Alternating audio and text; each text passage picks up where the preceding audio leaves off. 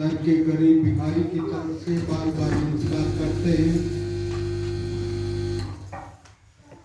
जो कि आप अपने कीमती समय में से समय निकालकर सत्संग में पहुंचे हो। महाघोर कलयुग के अंदर सत्संग ही एक उत्तम तीर्थ है, जिससे उत्तम तीर्थ में नहाने से काया तो कंचन हो ही जाती है, मन भी निर्मल हो जाता है। जितनी डुबकियां लगाओगे सत्संग रूपी ज्ञान सागर में, उतना ही मन निर्मल होता जाएगा, काया कंचन होती जाएगी। सत्संग का पानी भक्ति रूपी बगीचे के अंदर जितना लगाएंगे, उतना ही भक्ति रूपी बगीचा जगमगाएगा, खिलेगा, खुशहाल नजर आएगा।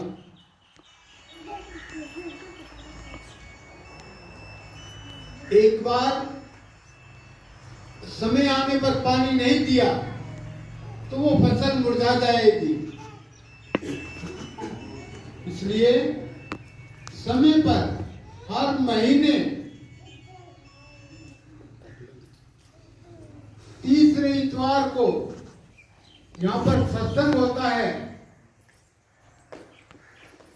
तो हर कोई सत्संग में भाग लेवे, तन से सेवा करे, मन से सेवा करे, धन से सेवा करे। ये नहीं है कि कोई करोड़ रुपया लेकर के आए तभी उसकी सेवा मंजूर होगी। जो इच्छा होवे, जितना तुम खा सकते हो उतना तो ले आओ। तुम सेवा कम करोगे, खा के ज्यादा जाओगे, तो फिर भी तुम्हारे सिर पे भार चढ़ जाएगा। इतनी तो सेवा जरूर करें कि तुम्हारे सिर पे भार ना चढ़े। तन से सेवा करें, साथ संगत के लिए टाट पट्टियां बिछाएं, दरिया बिछाएं, बर्तन साफ करें, झाड़ू लगाएं, खाना खिलाएं, खाना पकाएं। तन से सेवा है। मन से सेवा ये वृद्धावस्था है, काम नहीं हो सकता। तो मन में बैठ करके सुमरन करें, आप भी सुमरन करें, औरों को भी सुमरन की गति बताएं, औरों को भी ये कहें कि सुमरन करने से जीव का निस्तारा होता है। आप लोगों ने बार बार चमत्कार देखे हैं। जो भी आता है चमत्कार दे करके आता है, ऐसे कि यहाँ पर कोई नहीं आता। तो अपने देखे हुए चमत्कारों को, बीते हुए चमत्कारों को, सतगुरु महाराज की महिमा हर बच्चे बच्चे को, हर नर नारी को, हर बहन भाई को, सबको सुनाए। तब आपका मन की सेवा पूरी होगी। धन किसी के पास नहीं है, चले आओ, कोई बात नहीं है। लेकिन फिर भी टूका माही टूक दे, चीरा माही चीर। संत कबीर जी महाराज ने कहा है कि टूक में से टूक, एक रोटी खा रही है तो उसमें से आधी रोटी किसी और को खिला दो। कोई नंगा है ना, हमने अच्छे कपड़े डाल रखे तो उसमें से आधा चीर उतार करके उसे दे दो। कमीज और बनियान डाली है तो हम बनियान में गुजारा कर लें, कमीज किसी और को दे दो। तो टूका माही टूक दे, चीरा माही चीर। ऐसे भगत को कौन डुबा सकता है? कहते हैं संत कबीर, जो ऐसी करनी करेगा उसको कोई डुबाने वाला नहीं है, वो तिरेगा। लेकिन दान करते वक्त ये ना समझे कि मैं कुछ कर रहा हूं। दान करते वक्त ये समझे कि मैं कुछ नहीं कर रहा, मालिक करवा रहा है, मालिक के हुक्म से हो रहा है। एक हाथ में दान लिया है, दूसरे हाथ को पता नहीं चलना चाहिए कि इस हाथ में क्या है, इस हाथ में क्या है। आंखें बंद करके दान छोड़ दिया तो वो दान लगेगा, और जेब में से पैसे निकाल निकाल करके गिन गिन करके देंगे ना तो वो दान नहीं लगेगा, वो सेवा लगेगी नहीं, क्योंकि तुम माया को गिन रहे हो, देख रहे हो। इन आंखों से देखने की भी जरूरत नहीं है। जो हाथ में है, एक पैसा है चाहे 1 रुपया है, वो रख दो। तुम्हारे ऊपर कोई प्रेशर नहीं है कि तुम जो है ज्यादा से ज्यादा दान करो। जितनी भी श्रद्धा है उतना ही करते चलो, मालिक के खजाने में वो जमा होता जाएगा। जितना ज्यादा जमा करोगे उतना ही तुम्हारे पाप कटेंगे, और आगे दरगाह में, मालिक की दरगाह में जाओगे जब तुम्हारे वो काम आएगा। पहले साल तो दही जमाई, पीछे तू ही गाय, बछड़ा तो रहा पेट में, घिरट बेच कर आई, गगन में जा चढ़ भाई, सतगुर दीनी सैन सैन से बेगम जा पाई। संत कबीर जी महाराज कहते हैं कि पहले तो धीरज की दही जमाई, संतों का सत्संग सुन के हृदय में शांति प्राप्त होगी कि अब हम नाम लेने के काबिल हैं। पहले साल तो दही जमाई, फिर दूही गाय, गऊ को बाद में दूहा यानी दूध निकाला, और बछड़ा तो गऊ के पेट में। वो बछड़ा कौन है? नाम है। गऊ कौन है? आत्मा है। घृत क्या है? घी क्या है? भक्ति का पावर।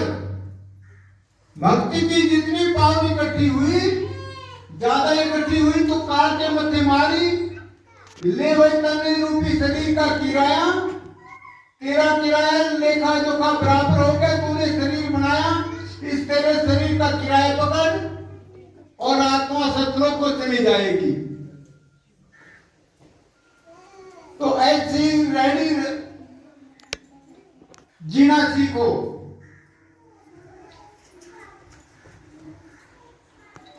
कलयुग में भक्ति एक हाथ से करो और एक हाथ से ले। कोई देरी नहीं है। जितना मालिक के नाम पे कुर्बान होंगे उतना ही मालिक तुम्हारे ऊपर कुर्बान होगा। जितना तुम मालिक से बचोगे उतना ही मालिक भी तुम्हें बचेगा तुम्हारे से। क्योंकि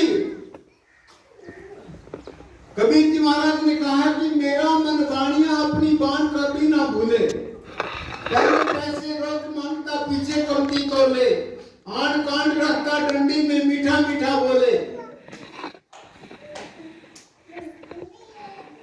ये ब्रह्मंडी मन वाणियां बताया, बंजारा है, ये हाथ लगा करके बैठा है और ये कहता कि मेरे को पहले करामात दिखाओ, फिर मैं सत्संग में आऊं ना आऊं वो मेरी मर्जी। आन कांड रखता डंडी में, उंगली के साथ में जो तराजू की डंडी होती है उसको नीचे कर देता है, कभी ऊपर कर देता कभी नीचे कर देता है, उसको हिलाते रहता है और ग्राहक की आंखें बंद हो जाती है। तो इस मन की आदत को भी कहा है, मना रे तेरी आदत को कोई बदलेगा संत जरूर। चोर दुआरी क्या बदलेंगे माया के मजदूर, भांग धतूरा छोत्रू रहे नशे में भरपूर, मना तेरी आदत को कोई बदलेगा संत जरूर। या तो संत बदलते हैं मन की आदत को, या संतों के सेवक मन की आदत को बदलते हैं, क्योंकि शेर के बच्चे शेर ही होते हैं। आप लोग संतों के सेवक हो तो आप लोग भी संत हैं, कोई कम नहीं है किसी से। आप भी अपने मन को बदलेंगे, गंदी वृत्तियों से हटा करके अच्छी वृत्ति की तरफ, भक्ति की तरफ अपने ब्रह्मंडी मन को लगाओ, तो तुम भी ब्रह्म रूप हो जाओगे।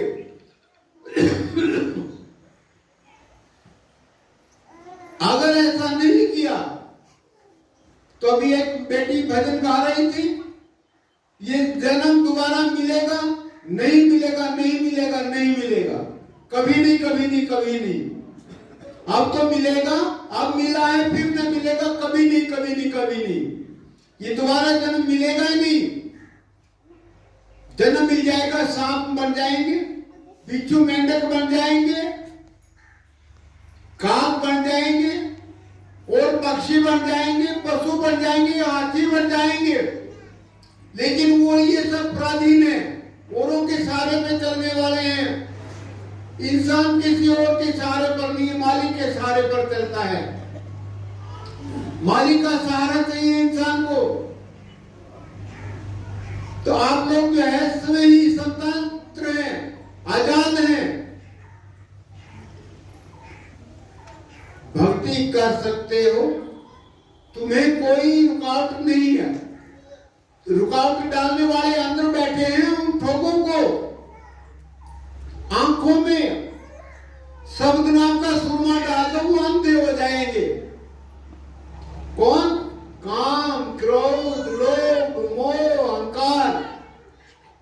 ये ठग है, डाकू है, ये तुम्हें भक्ति करने से हटाते हैं। इनकी आंखों में जब आप जो है नमक डाल दोगे तो इनकी आंखें फूट जाएंगी कि ठहरो, अभी भी बुरा काम करेंगे, कल देखेंगे, भजन करने दो, अभी तो भक्ति करनी है, कल फिर आज नहीं, कल देखेंगे, अभी तो भक्ति करनी है। ऐसे कर करते करते इसको बिल्कुल किनारे पे लगा लो, तो ये मन हार जाएगा। झुक जाओ सतगुरु के आगे, साथ में ये मन झुके, आशा तृष्णा फूक डालो, साथ में ये मन फूके, साथ में मन फूक जाएगा, जल जाएगा, और आत्मा आजाद होकर सतलोक को चली जाएगी। जब आएगा सतगुरु लेने को, लेकर केवल चढ़ जाएगा, अगम अलग सतलोक घुमाकर एनामी का राज दिखाएगा। तो तुम्हें उस देश में ले जाया जाएगा जहां का गया फिर ना आए। कोई ये कहे कि मेरे में भूत आते हैं, कोई कहे मेरे जुकाम होता है, कोई कहे मेरे टांग पांव में दर्द होता है। ये ऐसी बातें तो होती रहती हैं। ये तो सतगुरु अपनी नजर में से, दया में से सबके बंधन काट देता है। असली बीमारी जो है वो आत्मा को कोढ़ कुष्ठ लग रहा है।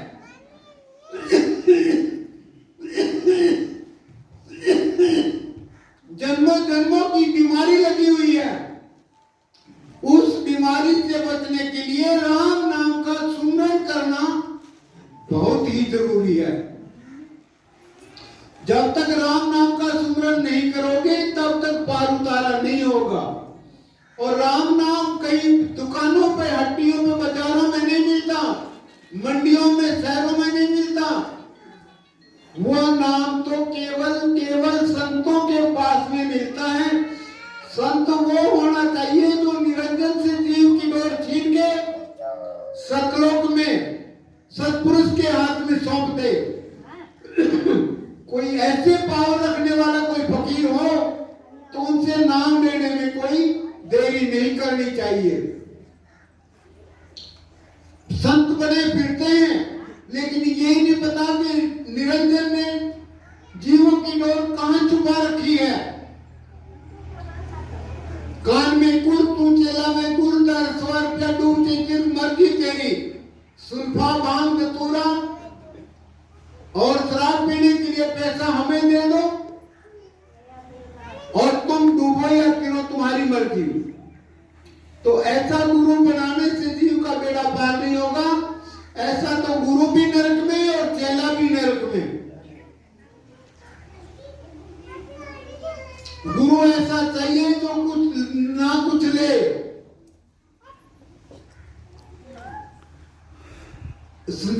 की वस्तुओं की जरूरत नहीं है गुरु को।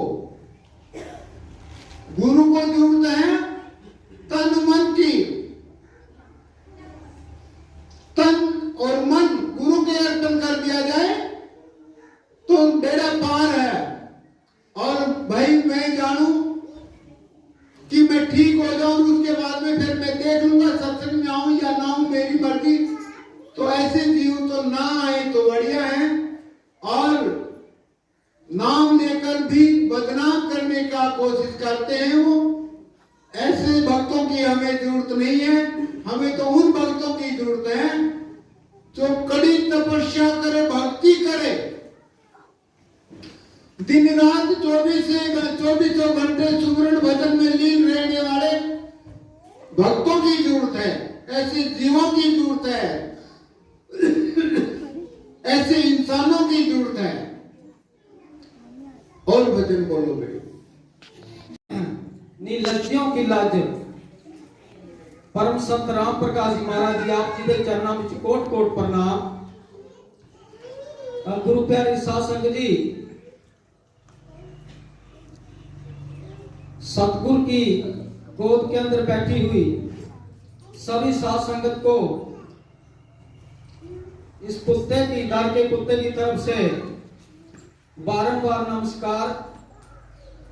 आप सबको नमस्कार इसलिए किया जाता है कि आप सभी लोग परमात्मा की दया के पात्र हो। आपके ऊपर परमात्मा की सतगुरु महाराज जी की अपार कृपा है, जिसकी वजह से आप और हम सभी लोग सतगुरु महाराज की गोद में बैठने के लायक बने। नहीं तो पता नहीं कहां कहां हम ठोकरे खाते फिरते। जैसे एक लड़की ने पहले भजन में बताया था कि गुरु फड़ देना साडी बांह असां रुल जाना सी, बनभोरी ना मिलती था असां रुल जाना सी। अगर हमारी सतगुरु ने उंगली ना पकड़ी होती, जिन लोगों ने गुरु का पल्ला पकड़ा उनका छूट गया, उनसे छूट गया। और जिन लोगों का गुरु ने हाथ पकड़ लिया उनका नहीं छूटा अभी तक। तो साध संगत जी, पल्ला पकड़ना और गुरु जी का हाथ पकड़ने में बहुत अंतर होता है। जिनको गुरु अपनी अंतरात्मा से पकड़ लेते हैं, चाहे बार बार कहां मर्जी घूमते फिरे, और गुरु महाराज से दूर नहीं रहते।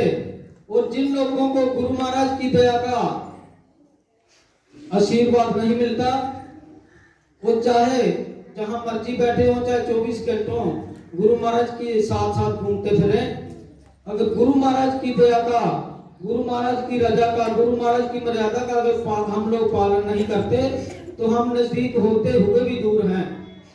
तो साध संगत जी, आप सभी ने गुरु महाराज की दया का पालन किया है। हम देख रहे हैं सुबह से, वो भी 3-4 सत्संग हमने सुन लिए। तो गुरु महाराज की दया के आप सभी पात्र हो, इसलिए आप सबको बारंबार नमस्कार किया जाता है। और एक नमस्कार और इसलिए करूंगा कि इस बेकार आदमी को, इस बेकार कुत्ते को आपने अपनी सेवा का मौका बख्शा है। मैं इस लायक नहीं हूं इस मंच पर आकर खड़े होकर के सेवा करूं, इसलिए आप सबको, गुरु महाराज को भी मेरी तरफ से कोट कोट प्रणाम। तो साध संगत जी, जब से प्रोग्राम शुरू हुआ था 11:30-12 बजे, तब से लेकर के अब तक संगतों ने भजनों से संगत को निहाल किया।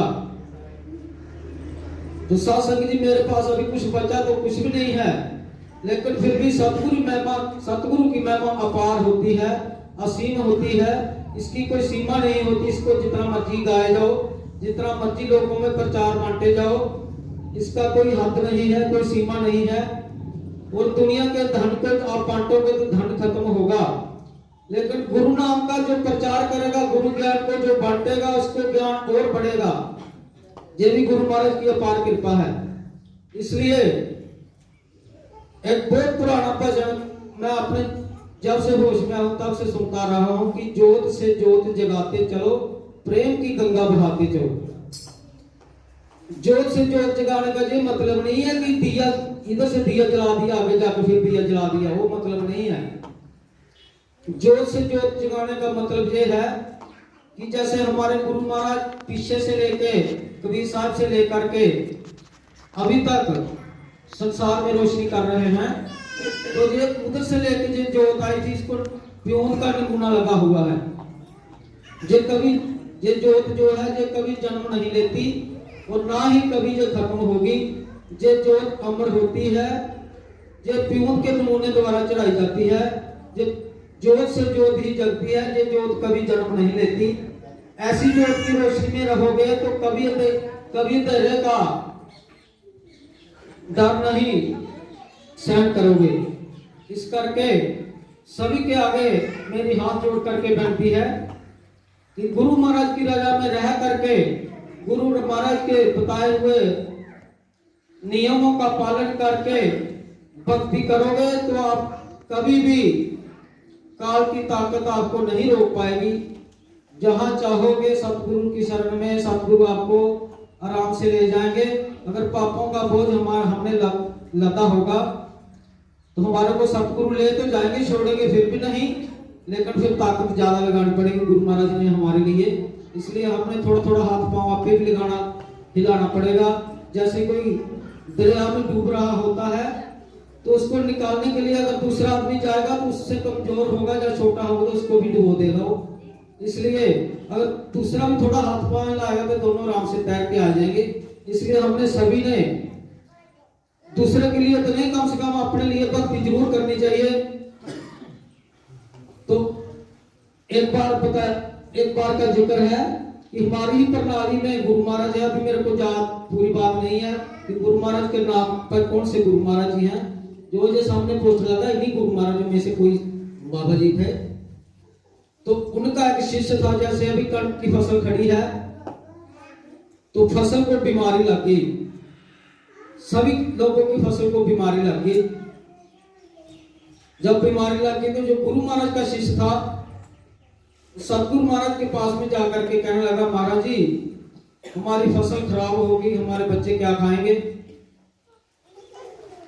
तो महाराज जी ने बोला, भाई क्या हो गया फसल को। बोला जी पता नहीं, पानी भी दे रहे हैं, खाद भी दे रहे हैं, सब कुछ दे रहे हैं, लेकिन फसल ऊपर से ऐसे कमला रही है, पता नहीं क्या चक्कर है।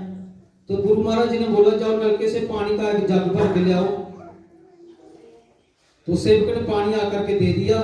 तो गुरु महाराज ने बोला, भाई ये पानी घर ले जाओ, इसको घर में जाके इस पानी में और पानी मिला के तो अपने खेत में छिड़काव कर देना, इसका स्प्रे कर देना, तो आपकी फसल ठीक हो जाएगी। तो उसने ऐसा ही किया, उसकी फसल ठीक हो गई। 2-4 दिन के बाद में कोई दूसरा उसके पड़ोस में जो खेत था उसने देखा कि इसने अपनी फसल को क्या कर दिया, मेरी फसल खराब है, इसकी फसल ठीक है, क्या कारण है। तो उसके घर में गया, जो गुरुमुख था उसके घर में गया, भाई तेरे खेत में आपने क्या कर दिया, जो तेरी फसल ठीक है मेरी खराब है, और भी लोगों की खराब है, तेरी ठीक है, क्या चक्कर है।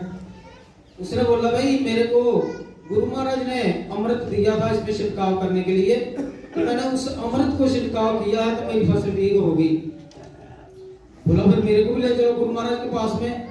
बोला चलो, तेरी खुशी है, चलो तुम भी अपनी फसल ठीक करवा लो। तो दूसरे दिन दोनों चल पड़े।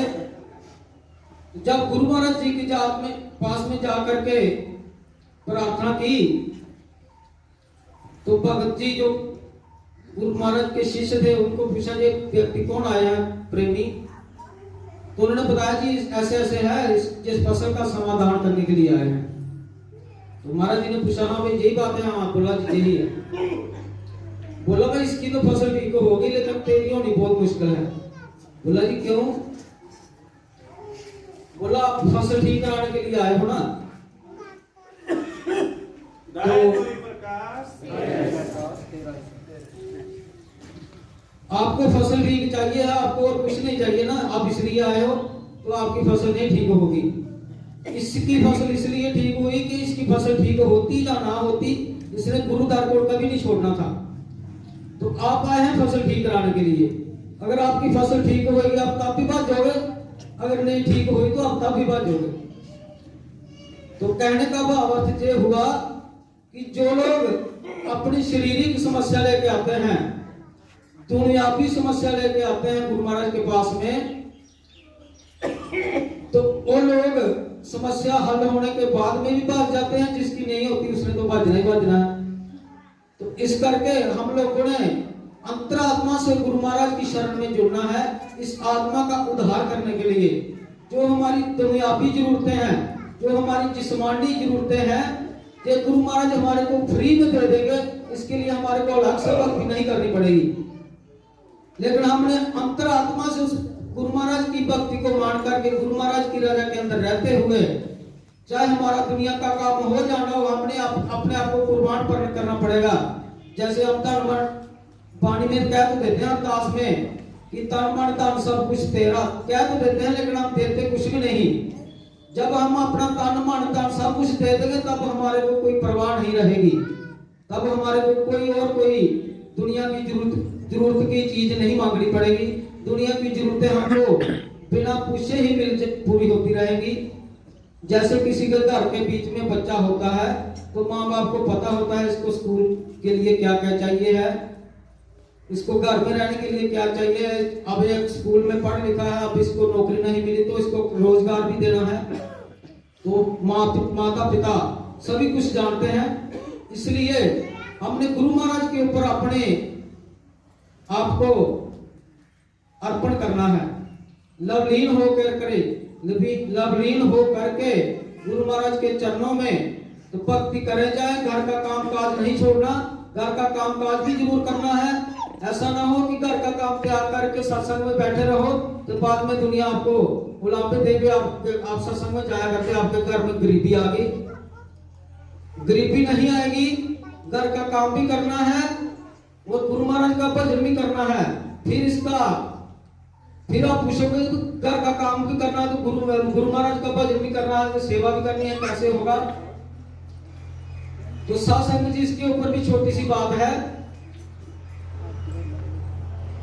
गुरु महाराज को तो दो राय बताते हैं, मेरे को दुआ तो नहीं आता, लेकिन बुल्ले शाह ने इसके लिए लिखा है 24,000 नमाज फकरदी तू पंज के दियां पढ़दा, बुल्ले शाह का इको ही मन का जरा मोला करदा। तो गुरु प्यारे साध संगत जी, हम भजन करने के लिए स्पेशल समय काटेंगे तो फिर भूखे मरेंगे।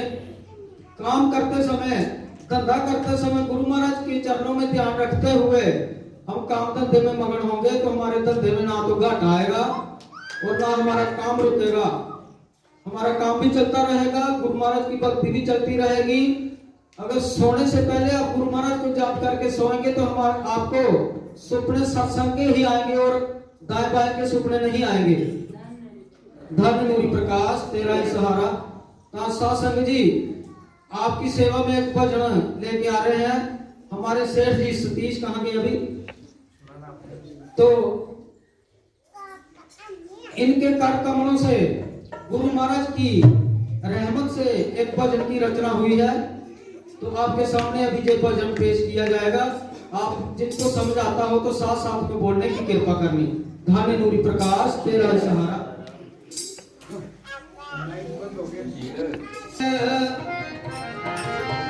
मुझ पापी गुनाहगार की सतगुरु विनती करो कबूल। पिछली करनी माफ करो जो मुझसे हो गई भूल।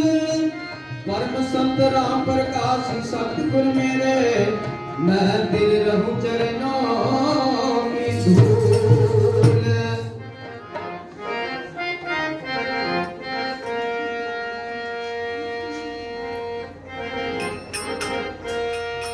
जहाँ सतगुरु आते हैं वो खुशियाँ मनाते हैं। जहाँ सतगुरु आते हैं वो खुशियाँ मनाते हैं।